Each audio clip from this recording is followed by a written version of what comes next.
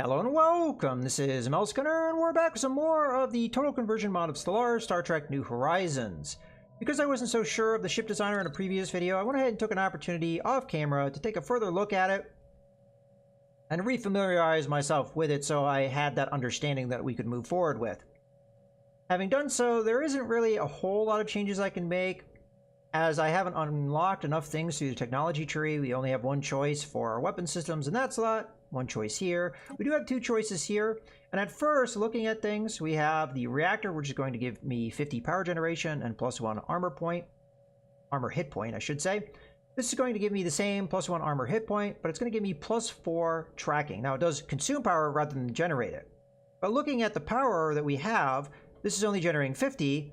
Well, we have more power generation than we need. We could easily afford the power draw of this, and you would think +4 tracking, that's going to give me increased accuracy based off the description that we have here.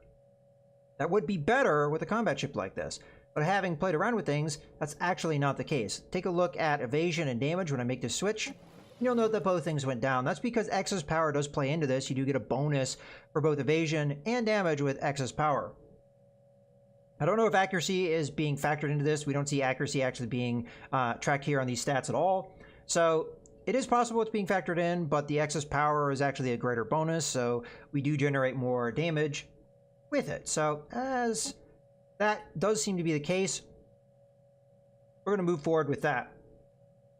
Now, I don't know if switching to a different hull type would benefit us. So here we have 3 orange slots, which is the current loadout, and 1 purple one. Here we have 2 and 2. So that could benefit us. Let's see from a damage standpoint if that is indeed the case. So, oops, I'm gonna click the right thing. There we go. And then purple, 1. It does seem like that generates a little bit more damage. Evasion is going to be the same because we didn't really change the back part. We don't really have a choice here, just 1 utility slot. And that is something that's important to know. There's weapon slots and then there's utility slots. Weapon slots hold weapons. Utility slots hold things like the engine power generation, what have you. So this does seem to give me more damage per tick. I don't know if there is going to be a downside for torpedoes, but we do have, 50-50 of both. So I may want to save this particular style firepower. So you know what? Why not? We did a little bit more damage this way. Might be a good idea. Power generation, I believe, is about the same. How much power does this consume? Probably will give me a better idea here. Not seeing it. I'm sure it will list it here. Oh, actually, I probably am better off power-wise. I think it was 164 before. Yeah, I am better off with the power, because I don't think the torpedoes actually draw any power. Yeah, they don't, because there's no power usage. Okay. So it might be slightly better from, I mean, we don't have a better bonus. It's probably not enough. I mean, it's only a difference of 1. So, all right, well, I think we'll go ahead and save this. Do you want to overwrite? Yes, of course. Good ship design is like a work of art. Subtle, nuanced, and with eyes that follow you across the room. It's important to know what you're doing, and that's why I'm here. One of the most important things to consider is how you assign utilities. There are 3 types: tactical in red, engineering in gold, and support in blue. Each utility offers different benefits and optimizations for you to exploit. Tactical slots typically grant a variety of bonuses to weapons damage, range, and performance. Engineering utilities offer additional defensive capabilities. Support slots generally offer bonuses to speed, evasion, or accuracy. You can place additional backup reactors in all 3 utility slots for additional power. Beyond these are the auxiliary slots, which provide a variety of out-of-combat bonuses. Okay. So that was a nice little thing there to go along with things, so we'll just say understood. All right, so we have that done. Let's move on to our science ship, because I think we can benefit it as well. Now, again, I don't see some stats here tracked, and the one in particular that I would concern myself with is survey speed, because that is something that we can benefit. So looking here in the orange slot, these are all utility slots. We have no weapon slots. We have armor plating, which is going to give me plus 300 armor hit points. And then this is still going to give me that plus 1 armor hit point. And then we have the power generation. So I think for now, we're just going to keep the orange slots as is. Now blue, we have some more choices. So the one that I'm most concerned with is this electronic lab, because it's going to give me plus 3% anomaly discovery chance, plus 6 survey speed, and the plus 1 armor hit point as per normal. Again, this is not tracked, so it's possible excess power would help me in those things as well. But plus 3% and plus 6%, those seem to be fairly good bonuses. So I'm going to go ahead and put one of these in the blue slot. And yellow, we don't really have a choice. So that's pretty much it here. These, we are already, I think, auto-assigned the best tech we could have. Although we did get escape pods. I didn't pay attention to see if the Emmet class had the escape pods or not. And I think this is good for us to have. We could get this, which gives us more ship hull points. But I think we're going to stick with the escape pods, at least in our science vessels. And everything else is at its baseline except for our polarized hull plating. That's an upgrade over your standard deflector. So we'll go ahead and save this as well. Okay. So we should have those two saved. Let's take a look at the Emmet. So yeah, it can't use the escape pods, I don't think. So we're good to go. All right. I don't think I really am going to worry about the other ship types at the moment. But we have 2 upgrades there. Now, I'm not sure if that's worth calling back in my science vessels at the moment. It would speed up things a little bit for them, but if they ever have a reason to come back to Starbase, we'll do that. Probably I'd wait until we get some kind of warp speed benefit. But for the meantime, we could go ahead and upgrade our current fleet. So we will do so. And if there we go, there's the button for it. It's going to cost me 30 minerals, which we can't afford just yet, so we'll hold off on it for now. But I think that was important to take a look at. So let's go ahead and continue here. And I don't think there's really anything going on, so let's just go a little bit faster. I could start moving my construction ship, because it's not doing anything right now. But I don't really have anything immediate to send it to do. Until my colony ship pops out, we're not going to really have anything to do over here. And I'd want to wait until the survey ship's done. And actually, are we done here? We are done here. So it is up to me to decide, do I want to invest in an outpost here? And really, honestly, there's not enough resources. Yes, we do have energy credits, but it's only a total of 7. I don't know if that really screams out to me as being worth an outpost. We'll see if we can find a little bit better resources, maybe another system like this one here. All right, let's continue.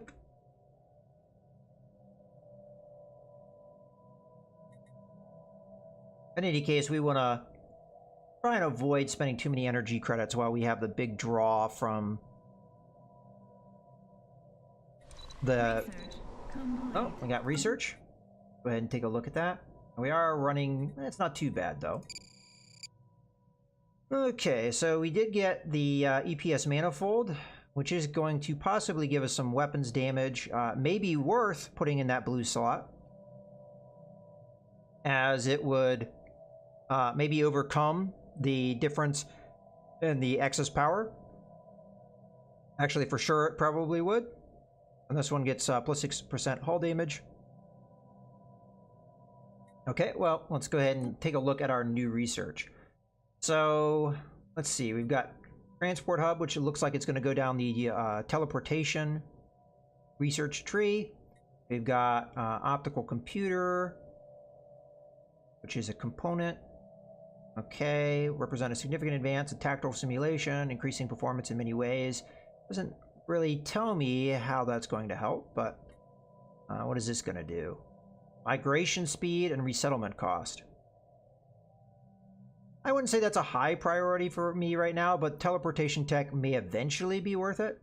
Let's see what our last one is. So we've got a command station, which is going to give us +1 daily hull, armor, and shield regen. That could be good. +3 chance to evade, and +1 armor point if it's in a blue slot. And red, okay, we get +2% shield penetration and +1 armor hit point. All right, well, this one may be worth it as well. And this goes down tractor beams and subspace snares. Well, any of these could be good. We don't unfortunately have a bonus for any of them. So whatever I pick here, I think I'm going to go with the gravity manipulations, although I'm somewhat tempted to do the transport hub. But again, the immediate bonus that we're getting here, the building, doesn't really help too much. So we'll go with this one instead. As we saw in our science vessels, we did have a yellow slot, and having that hull regen and armor regen and shield regen, the regen in general, may be a good thing for us. So we'll go with that.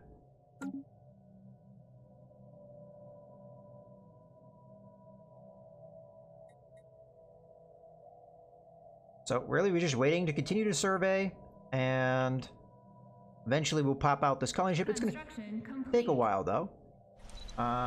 Let's take a look at the surface here. So this isn't being worked, but this person is going to pop out fairly soon. Within the next month or two, they should pop out, and then they should work that system, so we're or that building. So we shouldn't worry about too much, and that would give us positive energy as well. We could move around somebody else just to get the energy now. You know what? We have excess food production. We'll go ahead and move this person off the food for now, and we'll go ahead and get that. We might lose a little bit of growth. No, doesn't seem like it. So we'll just get that energy now. That's going to help us. Next building, huh? We could go here, but I think we want to wait on the growth of our population a bit so that we're continuing to work buildings for the meantime. Okay, let's continue. Oh, we should have enough minerals now, so we'll grab the fleet, tell them to upgrade. They're upgraded. All right, it gave us a little bit of a extra bonus there. So they're now at 132 combat power versus, or military power, versus 130. Okay, we're now jumping in this system. Let's see what we get. Okay, well, there's a lot of planets in Wolf 359. Oh, Wolf 359 is where that big battle with the Borg happened, if I remember correctly. Research complete. All right, we got research to take a look at. So there's a lot of possibly, well, let's see what they are. Class F, Class F, Class F, Class F, Class F. All right, so I'm going to guess that Class F is probably not good for us. As a Class E world cools, the crust and core solidify, and the planet becomes Class F. These worlds witness much geological activity.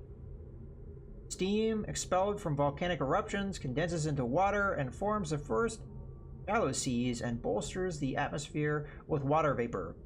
And these tumultuous mud baths and seas. Okay, so I'm going to guess that this is like a primordial planet, is kind of what we're... as the planet cools further and volcanic activity lessens, the planet eventually transitions to Class G. So that's probably a long way off of habitability, I'm just going to guess. So I'm not likely going to suspect that we'll find anything here as far as colonization goes. But it might be a good place for an outpost, because look how many planetary bodies we have. There may be good resources here. All right, so let's go ahead and take a look at the research that we just got. So we just got a new ship class, so we're probably going to want to look at the ship designer again to make sure that that is the best ship that we can possibly produce. And we did beat the Enterprise there. I believe the Enterprise is also a light cruiser class, but it's going to be a separate class. So we have NX Shuttle Pod. This is going to give us, it seems like fighters. Yeah, gateway to Federation fighters. I think that little tooltip's a little broken, but that's okay. We get a new resource, which is going to give us plus 10% to torpedo warhead damage. We are leaning a little bit more towards torpedoes at this moment, so at least I believe those are torpedoes, the purple ones. I could double check that. Or we could do high-rise complex, which is a building which is going to increase habitability, happiness, and population growth speed. And it's going to produce something. I'm not really sure what that resource is. Oh, it's right here. Strategic resource. A resource to track comfort, opulence, and general well-being. Oh, it's prosperity. Ah, I see. So this is going to give us prosperity on a planet. And it's going to go down the economic theory path. Okay. Well, I'm not sure if I want to go with fighters. This could be good for us, as the, it would add to our torpedo warhead damage. We may need some facilities to take advantage of that, though. I'll go with this. I mean, it's not something that really screams out at me as being super important. But maybe we can get more economic things going down this tree, so we'll go with that. Do we want a bonus on this thing over other things?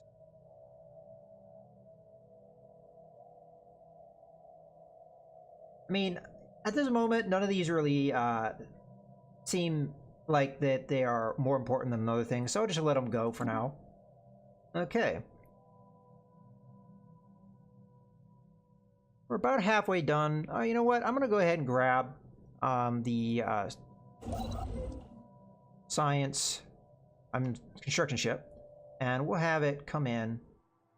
And we want it, we're going to colonize this.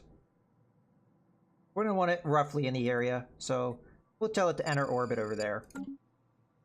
That's likely going to happen before we survey something enough to determine whether it's worth an outpost. And once we colonize this area, we should have control over it, so we'd want to start building the resource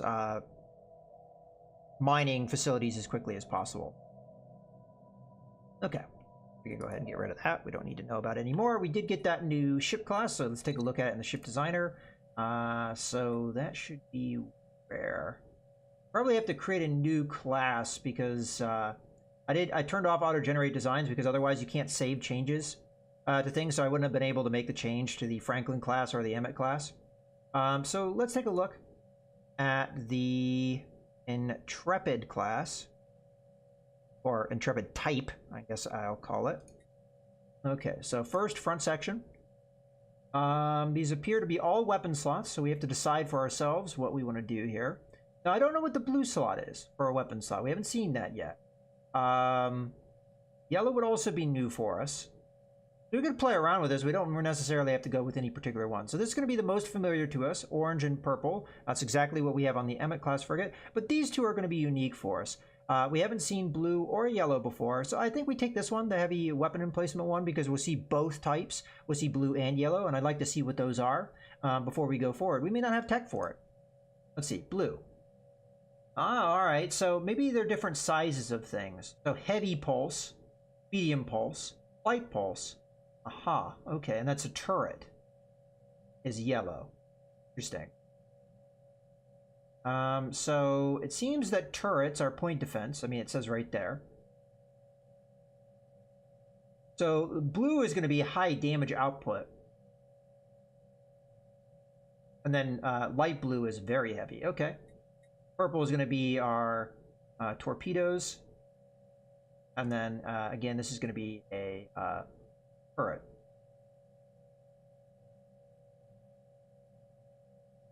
Yeah. Okay.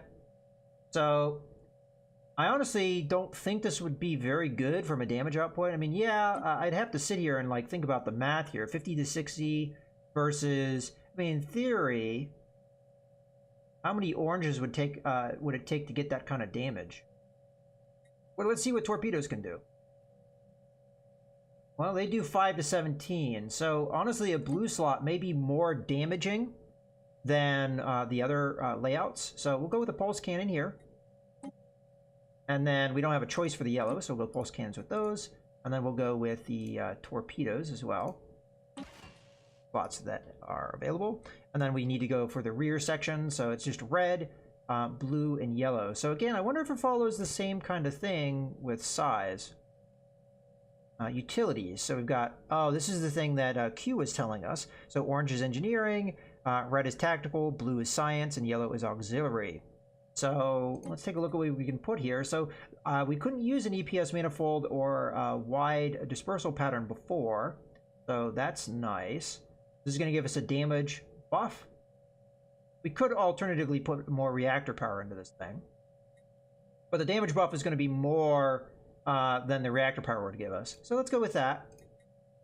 And then let's play around with the blue one. Blue, I'm probably going to end up doing power because I don't think anything else we put in there would help us. So we'll go with the yellow being the additional bulkheads because we don't have a choice there.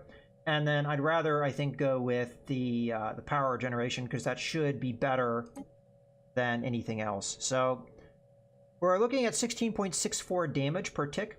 Let's see if we can improve that by using a different front section. So this is a lot of turrets. I don't think that that would be ideal from a damage side of things. Yeah, it'd be great for point defense, maybe knocking out enemy torpedoes, but let's go with torpedo barrage. So 16.64 is what we need to try and beat. So these should be, what is it, light mounts? Okay, and we'll switch over to the torpedoes. Okay, well, as I suspected, the heavy barrage, heavy weapon emplacement, that's going to be more damage. From a power consumption standpoint, 168 versus... Go ahead and put the torpedoes back in. Yeah, so this consumes a lot more power. But I don't think we're losing our excess power bonus, as it's still plus 3% here. I think that was the same as the other loadout. And we'll do it, but I'm fairly certain this is not going to be very high damage output at all, because these are very light mounts. We'll take a look at it nonetheless.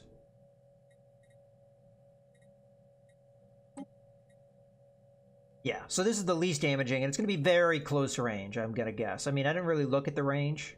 I'm not sure if it says the range. Sure it does somewhere. Range is 20. Range is 30, and I'm going to guess the blue one is much greater than that.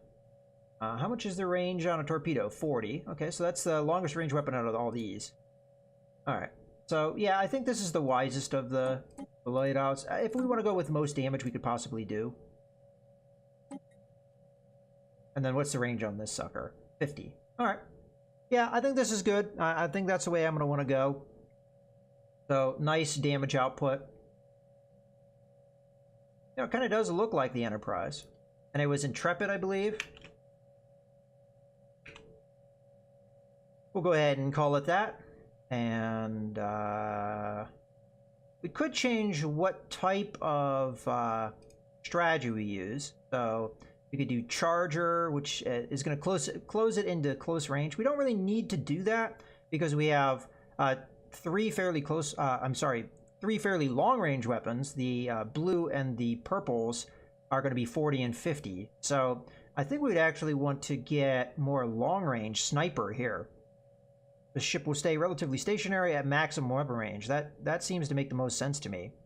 Currently it's on picket. What does picket do? Ship will try to focus on intercepting, charging ships, and incoming fire. That would probably be more the loadout you'd do if you had all those turrets. And then skirmisher. The ship will stay at medium weapon range and circle the enemy, preferring to focus on causing damage to heavy ships. I would say it would be between the skirmisher and the sniper, but I think sniper is the best case for this particular ship class. And then our other systems here, we really can't change out because we're as high tech as we're going to get. So go ahead and save this ship class as the Intrepid, and there it is. So, alright, well, I think that's going to be a good point to go ahead and cut the video, so I hope you guys have enjoyed. This is Mouse Gunner, signing out.